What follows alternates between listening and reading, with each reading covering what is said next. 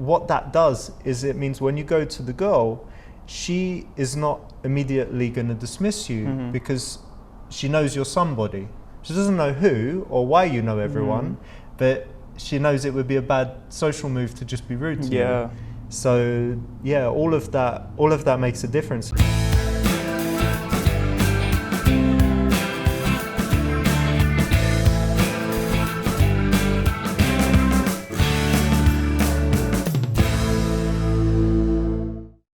Hey bro, I've got a very special guest today to give you guys a world-class dating advice. It's Richard Ruina. Richard, thank you for coming on our channel today. Thank you. It's a pleasure to meet you. Nice to meet you too. Yeah. What I wanted to discuss today was, because you've had so much experience with coaching. I'm very old, very old, yeah. Probably more than like anyone else.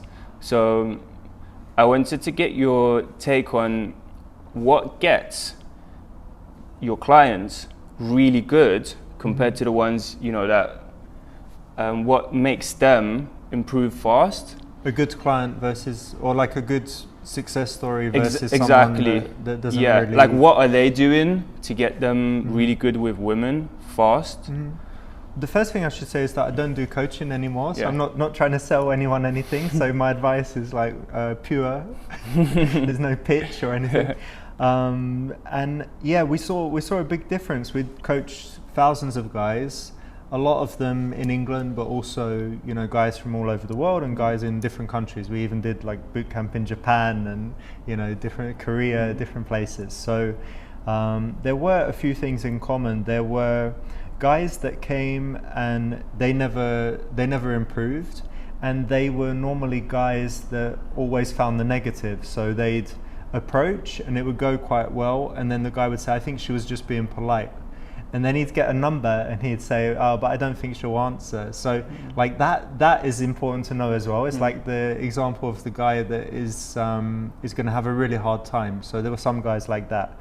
And then there were the kind of superstar guys. So we'd have a boot camp, and amongst our trainers would be like, oh, this guy's the superstar guy, because there'd always be someone that is really good. And a big difference with them is during the coaching part. So, you know, before you take a guy out and say, okay, go and approach that woman on the beach, you don't just do that right away, because he'll say, I don't know what to do, what do I say, how do I stand, like all of that stuff. So in the coaching part, the guys that turned out to be superstars were hearing something and be like, oh yeah, and being enthusiastic about wanting to try it.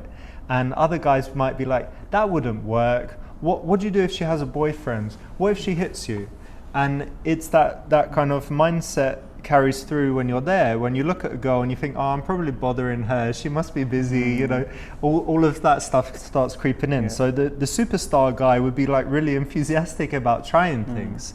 And he would be the guy that would be likely to do some like weird, crazy thing that might just work, like to try unorthodox stuff. He can't dance, but he goes on the dance floor. He runs up to a group of 6 girls, even though it's super intimidating, just to push himself. And that's really the guy that makes the most progress, because he's trying everything and trying things that other guys think won't work. And so getting outside their comfort zone. Way outside, and mainly it's just like you have to try a lot to know what works.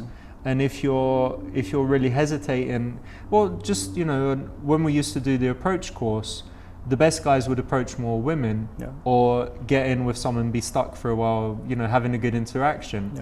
And the guys that hesitate and spend a lot of time not approaching obviously do worse. So yeah, doing a lot, trying a lot of things, refining it, not being discouraged when things go wrong because they're ready to make mistakes.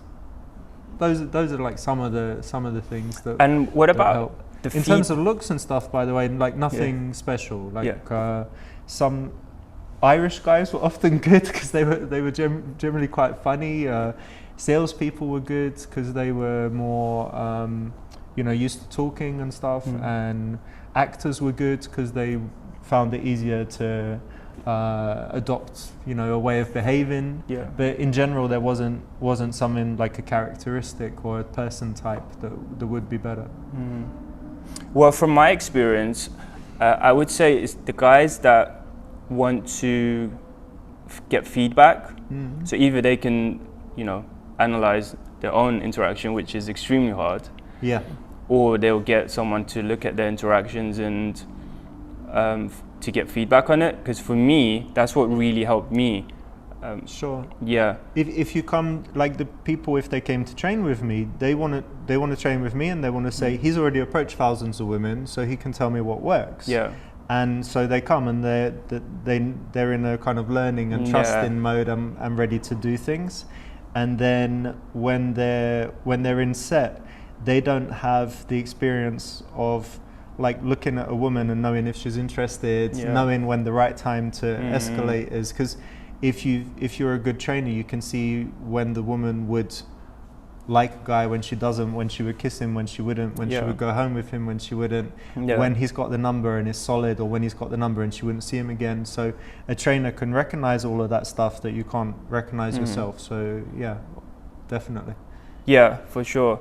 And in terms of like analyzing yourself, so obviously getting a coach is amazing, but outside of that, what would you say the percentage is? So let's say if I'm going out 5 hours a day and approaching, how long should I be sitting down and looking back and saying, okay, well, this is what I did wrong, this is what I did right, and this is what I should do next time to improve it? Is that something you would recommend to do outside of the coaching? Maybe another way that people don't improve is that they don't change their approach. Like they'll just keep doing the same thing. And so definitely that is a key part of it. I always used to keep like a little diary where I write what went well, what went badly, what I should never do again, what I should try next time. It even carries through, like if you're starting from a guy that's like a virgin, never had a girlfriend, you're going to get into relationships and you might get dumped in your first relationships. And so you have to be able to look and say, oh, okay, I was too needy there, I was jealous, or whatever it is, and here's how I don't do it next time. Yeah. And once you've done that, it's actually a good feeling, because you know that you're not going to make that same mistake again. So you're not going to get dumped in the same way. And if you don't analyze and have that little critical thinking moment, you're just going to keep doing the same mistakes. So yeah, it's key. And in terms of hours and stuff, I don't really know. I used to just do that part, like when I'm at home in the evening or before I go out. I used to write to my cousin like, oh, I went out and this happened and that was good and that was bad, and that was useful just to kind of get it out and remember things that happened. Because from the guys I know and I've winged with in the past like 7 years, rarely anyone does that. And I think it's so easy to do, but it's yet so easy to neglect. Because you think, okay, well, if I'm in there in the field and approaching, I'm just going to be improving, which you are. Yeah. But it's like if you sit down and just look back, that just completely improves your game. Yeah, there should always be something that you haven't done that you might want to try. So you find that girls are, I don't know, like you have some area you're not good at, like you need to be more sexual, or you need to be better at connecting, or you need to be better at, I don't know, asking questions, whatever it is. Like have something that is your goal to work on, and on that evening or day when you're going out, you've got something like a mission or something that you've got to do. If you're just going out without direction, obviously it's always going to be worse. If you come back and you don't analyze it, then of course you're going to learn more slowly as well. So yeah, if you say people don't do that, that's bad. So you mean you to have like a goal when you go out, like to do certain amount of approaches, or more like integrating a new skill? So for example, a lot of guys are scared to touch, so they could be that, like we're in a conversation, if you're a girl, I might want to touch your leg, and so it's like I'm a guy that never does that, so I'm like, okay, I need to, in my next conversation, I need to find a way to touch. make sure I do that. So whatever the area or areas that you're working on, you know, you have a little mission to do a few of those. If you go out without doing that, you're just going to do the same as you always do. So that's the way to learn, is to have it. I used to always have, I even kept it in my back pocket, like a piece of paper with with some things to try, and I would like tick them off. Yeah, because I know athletes do that. So when they're working on a skill set, they would just work on that, and then they would develop it for like weeks. The other thing they do is they do visualization, and Tiger Woods famously, right? And that was something I used to do before I went out. I used to visualize whole interactions with girls. So like close my eyes, you know, we're in Barcelona, like, you know, so she's on the beach. She's like, I see her on the beach, I want to approach. What should I say? Okay, go up. And then she says that, and then I'd say that. And you kind of loosen up your brain, like, you know, doing the voice practice before you do singing or whatever, you know, it's the same thing. Like, loosen up your brain for talking to people, because you've probably just been in your house, right? And then you're out and you need to talk to people. So visualization, I was actually doing it, like close my eyes, meditate, visualize, like half hour, things going well. And sometimes be like, oh, that's a good thing I came up with in my mind. I actually read this book where it talks about how your brain can't tell the difference between visualization and real life. There's the studies where if you do visualize gym stuff, you keep your muscles better. Wow. Like people that are paralyzed, or for whatever reason they can't train, they can visualize it and they have less loss of muscle mass. So it's, I didn't know it was to that extent. Trust the science, guys. So definitely visualization, it's great. And especially if you're visualizing positive things happening, then it puts you in a better state as well, puts you more likely to get positive interactions. Actually, I remember I was going on a date with like what I thought back then was like a very attractive girl, and I was really like prepared for it, and I visualized like 10 times. And what happened on the date was it went exactly how I visualized it. It was like a deja vu. I was just on a date doing everything I did already. Nice one. And it just went exactly as planned. Obviously not all the time that will happen, but but it's crazy how it works like that. And what about, because visualization is it's like to do with mindset and stuff, isn't it? Yeah, it is, and it's also, I think you can come up with creativity. So like, imagine a comedy show that you like, and then think about how someone would write the next episode. So, you know, they've got the characters in his house, and then what could happen? His friend comes in and says, I've got big news, this is it. Like, and you run through it, and you can almost come up with an episode, depending on how funny, creative you are, right? But it's a muscle that you can work on. And when it comes to game, it's a limited set of things. It's a man talking to a woman in an environment. Like, if you can't exercise that, it would be weird. Think about it. So, okay, I'm in the elevator, I see the girl, I like, what would I say? Take your time. Because you won't have time when you're in reality, right? But you have time. You like come up, that would be a good line, And then what might she say to that? Oh, she might say that if she's being difficult, and then I would say this. Or if she's friendly, she'll say this, and then I say that. And you can just run through all the scenarios in your head. Good thing about visualization is very similar to your game. If it's game over, you can go back to the beginning. You can pause, rewind. Go for a coffee break, come back. You don't get arrested or anything. It's all safe and fun. Don't go out and talk to girls. Just stay home and visualize, guys. Exactly. That's the way forward.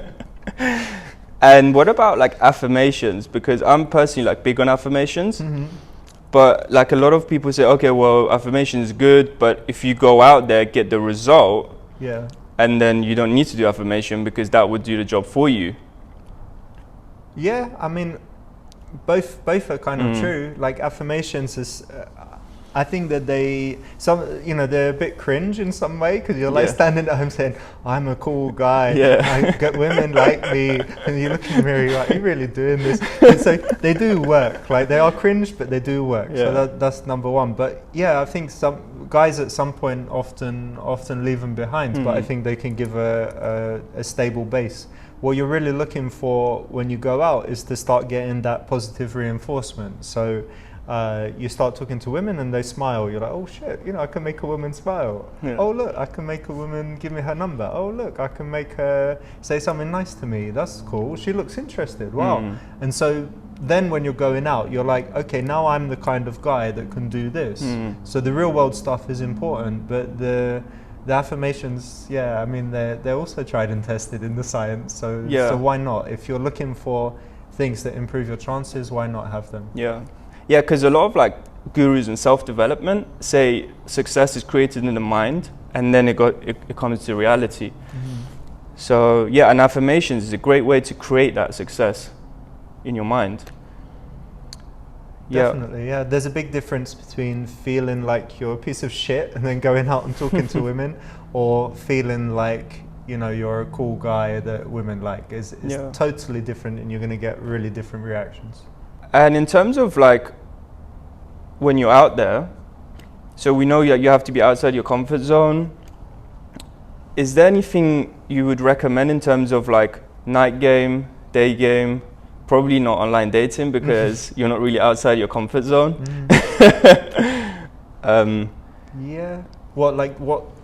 Which one? What would you recommend? Like, would you say in the date approaching? I'm old school, so we started 2006, and there wasn't really day game then, right? So we were doing night game, and the thing with night game is it's unforgiving. Like you're in especially if you're in a cool place. Like the girl won't give you more than a couple of seconds, and she doesn't feel like she just needs to be polite. So night game was really good for learning a lot of things that day game you can get away with not learning. So if you really want to push yourself and you're uncomfortable in a bar, like being good in the bar means you're probably going to be good everywhere, because it has like a more full range of skills. Especially if you're talking about going to like more high-end intimidating venues, then that's gonna push a lot of guys outside of their comfort zone, and stuff becomes so important, like eye contact, body language, non-verbal communication, because it's loud, right? So you start to develop all of those skills as well.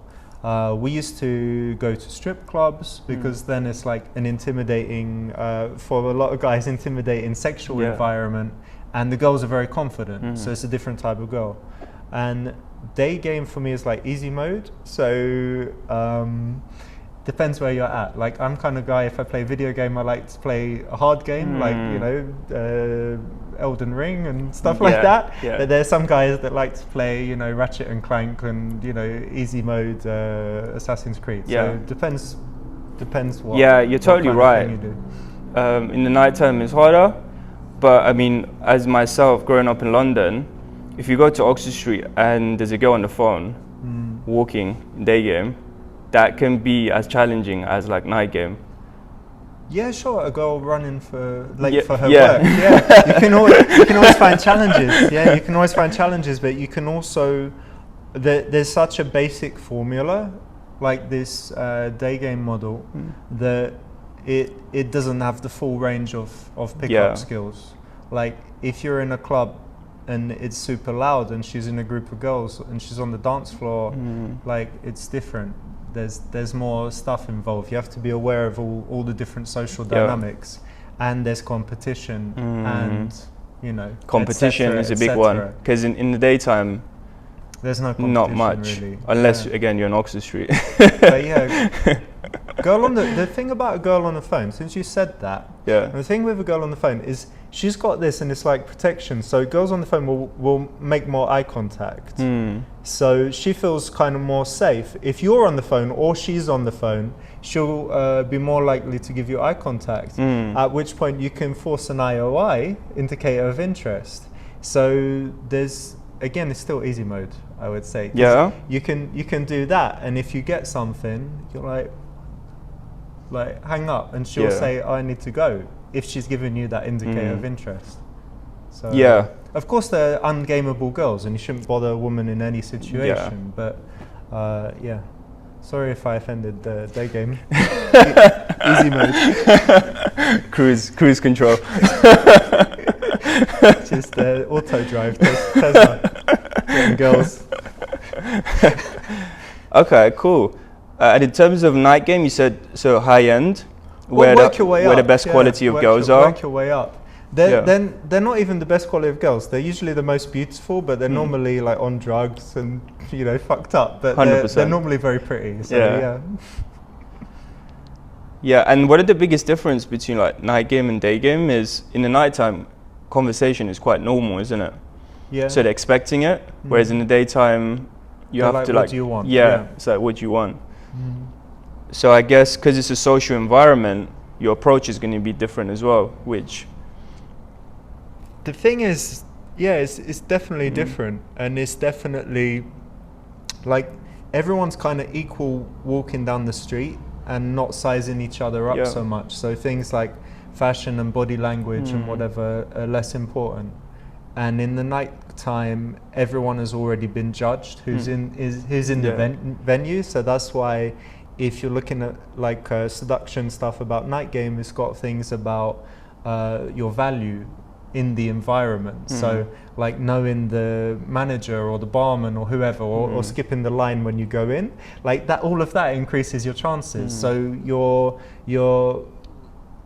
your value is always like it's got a score at all times. And if you go and get dismissed by some girl, then your value's people see that dead in that place. Anyone that's seen it, so you've lost it. And then there's the competition with the other men. So there's a lot of differences for sure. In daytime as well, like one kind of standard opener, you could just copy use and a paste. universal one, and then the next thing, it can all just be like a script. And in the nighttime, I would say it's much more situational, it's much more non-verbal, it's much more about like this value stuff. Like there's all these different factors at play, and you could use really good verbal and get the girl and not have the other skills, or you could do really good non-verbal and get the girl and you can't even speak the same language, or you could do really high value stuff and not have much else and still get the girl. So it's a way to really like round out all your skills. From what I remember is when I was learning and watching your stuff, you're really good with like the high value stuff. So what would you say would make you high value? Obviously knowing the people in the place you're going to. Maybe like skipping the line to get in. All of that stuff. Like know all of the staff, and the staff are not actually high value. They just work there, which kind of makes them seem high value. So the DJ, everyone, they're not like untouchable, like meeting Elon Musk or something. It's just a guy who has a job. It's not even super highly paid, but they have value in that place. And most people don't treat them as humans. So they're just trying to get in. So they're nice to the bouncer, they get in and they don't know anything. What's cool is like you leave, you get people's name. You're like, oh, see you, nice to meet you. What's your name, by the way? Or you go out of the club. So I'm just going to get some food. Should I get you something or whatever? Like we used to do all of that kind of stuff in London. A lot of people go out to smoke, and you're chatting to the bouncer and stuff while that's going on. And after just a few weeks, you know everyone. And then you don't need to wait at the bar, you don't need to wait at the entrance, you're shaking hands with people. And what that does is it means when you go to the girl, she is not immediately going to dismiss you because she knows you're somebody. She doesn't know who or why you know everyone, but she knows it would be a bad social move to just be rude to you. So all of that makes a difference. And I always used to advise the guys to just choose a place and go to the same place on the same day every week. And then you get really comfortable there, and it's like your backyard, and you just seeing the regulars, seeing the people that work there. And then talking to girls just seems really natural, because like chatting to the barman, the girl comes up, you're like, oh hey, how's it going? Carry on talking, blah blah blah. Oh, what you got there? So it just all becomes casual and easy, and then it makes night game a lot easier. And in terms of like high end, it's good to know like promoters and stuff, isn't it? Yeah. To get in, because you have to get in somehow.